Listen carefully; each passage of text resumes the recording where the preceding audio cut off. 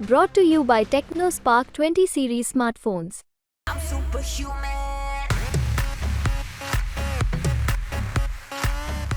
એટલે મેં કીધું કે માધાનતા મુરલીધર અને મુસ્લિમ ત્રણેય ભેગા થઈને આપણે ઠોકી નાખ્યા કે જ્યાં મુરલીધર માધાતા અને મુસ્લિમો એ બધા મળી જાય તો વિજય શું કશ થાય હું કે કોંગ્રેસમાં જ થાય.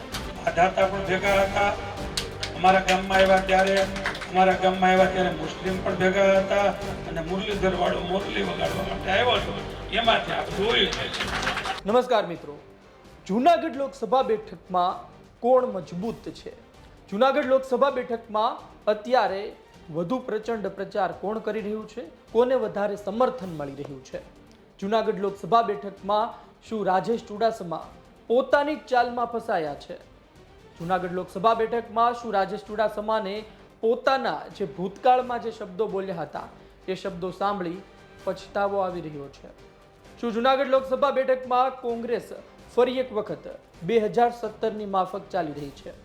શું જૂનાગઢ લોકસભા બેઠકમાં કોંગ્રેસને ફરી એક વખત ટ્રિપલ એમ ફોર્મ્યુલાથી વિજય મળી શકે છે?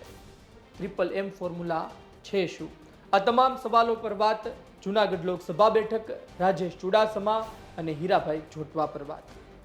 જૂનાગઢ લોકસભા બેઠક એક એવી લોકસભા બેઠક કે જે કોળી સમાજની છે. કોળી સમાજની ત્યાં બહુમતી છે.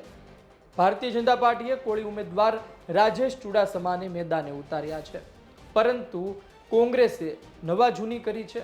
કોંગ્રેસે જૂનાગઢથી આહિર ઉમેદવારને મેદાને ઉતાર્યા છે. આહિર ઉમેદવાર છે હીરાભાઈ જોટવા. હીરાભાઈ જોટવા આહિર સમાજમાં મોટી પકડ ધરાવે છે અને વર્ષોથી કોંગ્રેસમાં છે.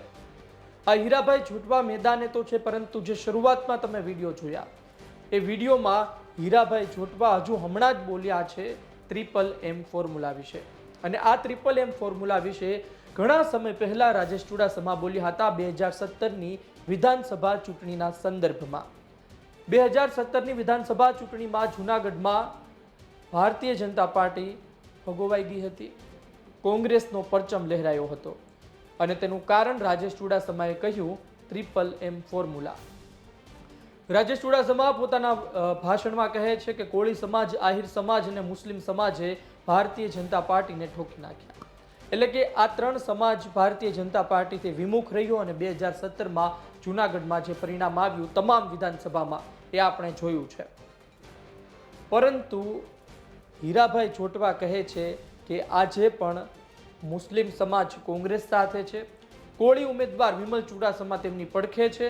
સોમનાથથી તેઓ ધારાસભ્ય હતા અને અત્યારે તો ઉમેદવાર ના કહી શકે, પરંતુ કોળી સમાજનો મોટો ચહેરો ને આહિર ઉમેદવાર પોતે છે.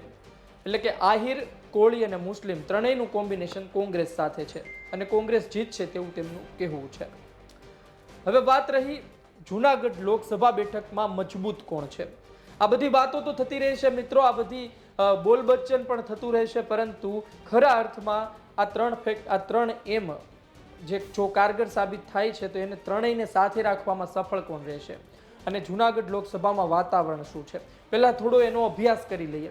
જૂનાગઢ લોકસભા બેઠક, જૂનાગઢ લોકસભા બેઠકમાં આપણે જોઈએ તો કઈ કઈ વિધાનસભાનો સમાવેશ થાય છે?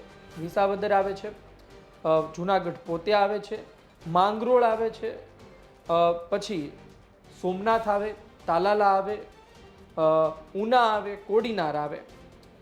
આ 7 વિધાનસભાનો સમાવેશ જ્યાં સુધી જાણીએ છીએ ત્યાં સુધી થાય છે. અને આ 7 વિધાનસભામાં આજે જૂનાગઢમાં ભારતીય જનતા પાર્ટી મજબૂત છે. વિસાવદર સીટ 2022માં કોણ જીત્યું? આમ આદમી પાર્ટી જીતી, ભૂપત ભાયાણી જીત્યા. પરંતુ શું થયું? હર્ષદ રીબડિયા ધારાસભ્ય હતા, તેમણે પક્ષ પલટો કર્યો, પેટા ચૂંટણી હતી અને ત્યારબાદ ભૂપત ભાયાણી જીતે છે.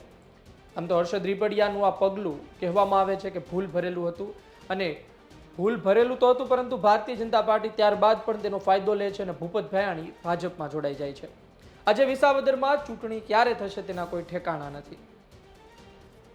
વિસાવદરમાં કોંગ્રેસ મજબૂત છે તેવું લોકો કહી રહ્યા છે. હીરાભાઈ જોટવા વિસાવદરથી વન વે નીકળી જશે તેવું પણ લોકો કહી રહ્યા છે. વાત રહી સોમનાથ બેઠક. સોમનાથ વિધાનસભા બેઠકમાં વિમલ ચુડાસમા જીતતા આવ્યા છે. વિમલ ચુડાસમા 2022માં પણ જીત્યા અને આ વિમલ ચુડાસમા કોળી સમાજમાંથી આવે છે તો સોમનાથ બેઠકમાં કોંગ્રેસને ફાયદો થશે.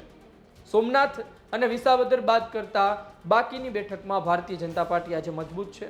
પરંતુ જો કોંગ્રેસ મુસ્લિમ સમાજ, આહિર સમાજ અને કોળી સમાજ એટલે કે માંધાતા, મુરલીધર અને મુસ્લિમને સાથે રાખવામાં સફળ રહે છે મિત્રો, તો 5 લાખની લીડની વાત દૂર રહી, પરંતુ રાજેશ ચુડાસમા હારી પણ શકે છે.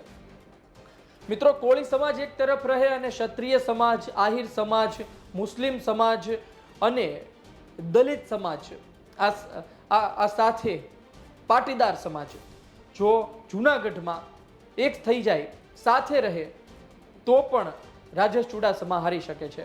કોંગ્રેસે આ જ ફેક્ટર વિચારીને હીરાભાઈ જોટવાને મેદાને ઉતાર્યા છે. આહિર સમાજની ટિકિટ આપવી પડે એ માટે જૂનાગઢમાં ઉતાર્યા છે, એ પણ છે. અને મુખ્ય વાત એ પણ છે કે હીરાભાઈની પણ પોતાને પણ દરેક સમાજના નેતા હોય તેવું રજૂ કરી રહ્યા છે. તમે તેની પોસ્ટ જો ફેસબુકમાં તો પણ એ રજૂ કરે છે. એટલે કે પોતાને ફક્ત આહિર સમાજના નહીં, તમામ સમાજના નેતા હોય તેવું રજૂ કરી રહ્યા છે. સમાચાર તે પણ છે કે હવે આહિર સમાજ જૂનાગઢમાં એક થઈ ચૂક્યો છે. વાત રહી પાટીદાર સમાજની. પાટીદાર સમાજ કોની સાથે રહે છે? ક્ષત્રિય સમાજ કોની સાથે રહે છે? કોળી સમાજ જે હુકમનો એક્કો છે, જે મુખ્ય છે જૂનાગઢ લોકસભા બેઠકમાં, જેની આ લોકસભા બેઠક કહેવાય છે. સુરેન્દ્રનગર, ભાવનગર અને જૂનાગઢ આ ત્રણેય કોળી સમાજની બેઠકો કહેવાય છે. તેમાંની એક જૂનાગઢમાં કોળી સમાજ શું કરે છે અને મુસ્લિમ સમાજ શું કરે છે? આમ તો મુસ્લિમ સમાજ કોંગ્રેસની કોર વોટ બેંક રહ્યો છે, પરંતુ આ વખતે શું કરે છે? આ તમામ વાત આવનાર સમયમાં ખબર પડી જશે. આપનું શું કહેવું છે કોમેન્ટ બોક્સમાં લખો. આ તમામ વિધાનસભામાં જે સ્થિતિ છે તેની વિશે લખો, વિસાવદરની સ્થિતિ વિશે લખો. હીરાભાઈ જોટવા, થોડા દિવસ પહેલા જ મિત્રો હીરાભાઈ જોટવા પર પૈસાનો વરસાદ થઈ રહ્યો હતો, જ્યારે બીજી તરફ રાજેશ ચુડાસમા તરફ પૈસાનો વરસાદ થઈ રહ્યો હતો. બંને એક સોફા પર પણ બેસ્યા છે, એક મંડપ નીચે પણ આવ્યા છે. એટલે કે જે લોકો રાજેશ ચુડાસમાને આમંત્રણ મોકલે છે, એ લોકો હીરાભાઈ જોટવાને પણ આમંત્રણ મોકલે છે. એટલે તેવું નથી કે ભારતીય જનતા પાર્ટી મજબૂત છે. હીરાભાઈ જોટવા પોતે પણ મજબૂત છે, અને જો મજબૂત છે તો તેને મત લોકો આપે છે કે નહીં તે આવનાર સમયમાં ખબર પડશે. શું આપનું કહેવું છે? હીરાભાઈ જોટવા મજબૂત છે કે પછી રાજેશ ચુડાસમા? કોણ જીતશે, કોણ હારશે? આ તમામ સમીકરણોમાં, MMM ફોર્મ્યુલામાં ખરેખર શું મુસ્લિમ સમાજ, આહિર સમાજ અને કોળી સમાજ કોંગ્રેસ સાથે રહેશે? પાટીદાર સમાજ, ક્ષત્રિય સમાજ, દલિત સમાજ શું કરશે, કોની સાથે રહેશે? આ તમામ વાત છે. આપના અભિપ્રાયની રાહ રહેશે. આપ પોતાનો અભિપ્રાય કોમેન્ટ બોક્સમાં જરૂરથી લખજો. આ વિડીયો પસંદ આવ્યો હોય તો લાઈક, શેર કરવાનું ચૂકતા નહીં. મને આપશો રજા. નમસ્કાર.